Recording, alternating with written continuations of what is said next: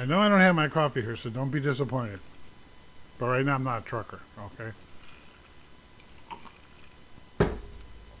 This is a true story.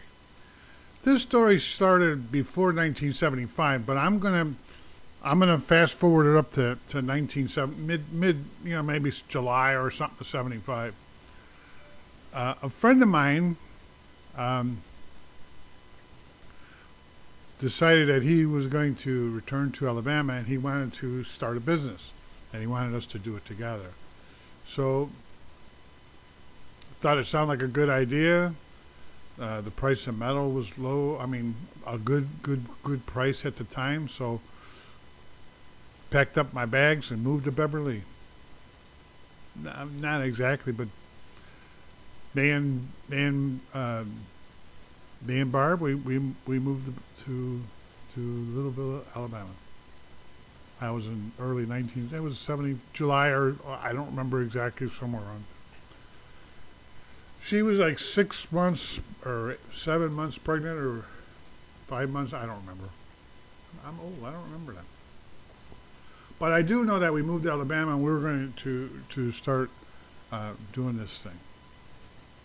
So I moved down there and we were gonna junk cars together and go around buying used people's junk cars, and then we were gonna take them up to Spruce Pine Mountain where we had some. I don't remember why there was, I don't know. Jerry had some stuff there, so we'd bring the old cars there, tow them up there, and then we would take all the parts off them, and then we'd load them up on a flatbed. And I believe it was a 67 R Mac. So once we got them all loaded on the flatbed, we'd tie them all down, and then we'd take a road trip from Littleville down to Birmingham. I think it's like 100 miles or whatever it is. And we would drive them down there, and then we would we'd take them to a place, to a crusher, and they would take the cars and pay us cash. During that time period, man, it was hot up on the mountain. Especially when you're physically working and you're out in the sun. I mean, it was freaking hot. The only one thing that I did remember about that is that there was a creek that ran down through Spruce Pine Mountain. And the water from that creek was like 65 below zero. It was a fast running little creek, and we would go down there and with empty Pepsi bottles, made of glass, of course, back then, and we'd fill those bottles up with water. But that water was ice cold. So when you would take a drink of that, it would almost bust your teeth. It was that cold. And I know we were working, so we were hot, but still, that water was freaking cold. It was awesome. I remember that very much. So we did this for a while, and at that time, my wife was pregnant. And at first we lived with Jerry Johnson in his house in Louisville. And then later on, I was on unemployment. And I remember later on we rented a small mobile home in Russellville, Alabama. And we lived there for a while. And then came the day that we had to go to Sheffield. And this is the part that I'm not real sure of. I'd have to look and see what's on the birth certificate, but I'm pretty sure that my son was born in Sheffield, Alabama. I believe, because I remember us going down 43, and I don't remember where we went. I know that we went towards Muscle Shoals, and then once we got to Muscle Shoals, we hung and left. And I think we went to Sheffield. So he was born on December the 5th, 1975. So once we got to the hospital, and I think it was like 4 o'clock, or I know he was born before 5 o'clock on December the 5th. But I remember back then they didn't let the fathers in. Because I wanted to see him be born, and they wouldn't do that. So what they did is, I was waiting by this waiting room, and then I seen this nurse come out with my son, and then she turned him upside down and whooped his ass. He started crying. I mean, he was throwing a fit. And it was a feeling that you can't explain. Here, you tell somebody, "I love you," and you mean it with all your heart. I mean, you go through your life and you have people, and you I love Pepsi, I love this, I love my wife, I love my girlfriend, I love my mom, my dad, my uncles and aunts, and I know how to love, you know. And there I am at 20 years old. No, I had to be older than that because I got married when I was 20, so I was 22. I'll figure it out. But so there I am looking at this little baby, and the first thing that came to my mind is I created that. I mean, I'm half the person who created it, and the other half was, of course, Barb. But when I was looking at the baby, and I got a little pissed off because that woman hit my kid. I know that sounds kind of stupid, but when you're standing there and you see that kid crying like that, and there's a glass between us. I mean, I want to wring her neck. But there he was, my firstborn.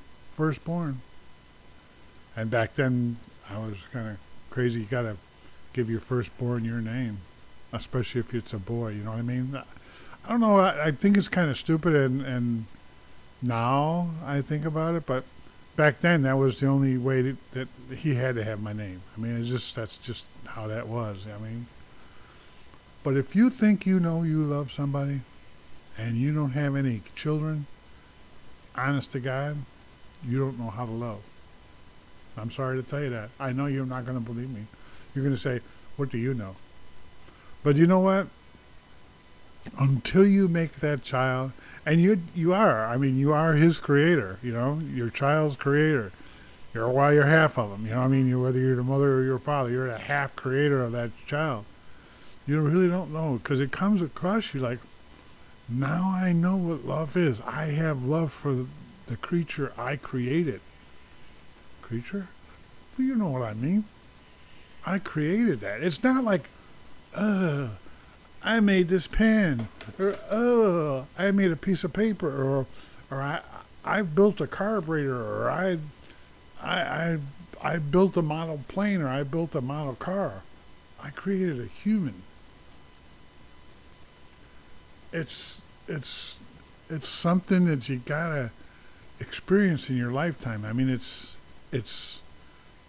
a special bond between you and that child. I know that sometimes in our lives, since from then till now, there's been times to where there's been challenges and stuff, because we evolved, and the child back then was just he didn't know anything. He doesn't know anything. I don't know what he's thinking at that moment. I mean, he's just a baby, so he doesn't know anything really. But you got that special bond. I mean, it's a special love that's not like anything you've ever had. I know you during your life, if you're a young person, you don't have a child yet, you tell your girlfriend, "I love her," and you love sex with her, and you love being with her, you love hugging her, you love talking to her, and you love all that stuff. But your love will change when you have a child, and you'll truly know what love really is once you see that child and you hold that child for the first time in your life. I mean, it's going to be a special moment. I can't explain it to you. You got to do it. So go out and get your girlfriends all knocked up right now. If you're watching this video and you're not married or married, and you don't have any children, experience love, go out and knock somebody up. I'm such an asshole. Really, I mean, that's the only way you're going to learn it. You can't teach this. I can teach you to say the words love, and I can tell you what it means, but you have no idea what it means until you actually have a child. But you'll see. But, so, I mean, this whole thing was just a little bit about my firstborn, Jim Barone. I mean, he's not a child anymore. Matter of fact, I'm making this on December the 4th, 2021, and tomorrow is his birthday. He'll be 46 years old tomorrow. Well, I just made this so I could tell you, happy birthday, son. Hope you have many more. And for the rest of you, if you knock up your girlfriends, don't frickin' blame me. You did it because you just wanted to. You just wanted to learn what love is all about. But Jim, happy birthday to you. I hope you have a beautiful day. Get spoiled by your children. And I'll see you as soon as my truck gets somebody to have some stuff fixed on my truck. Ciao.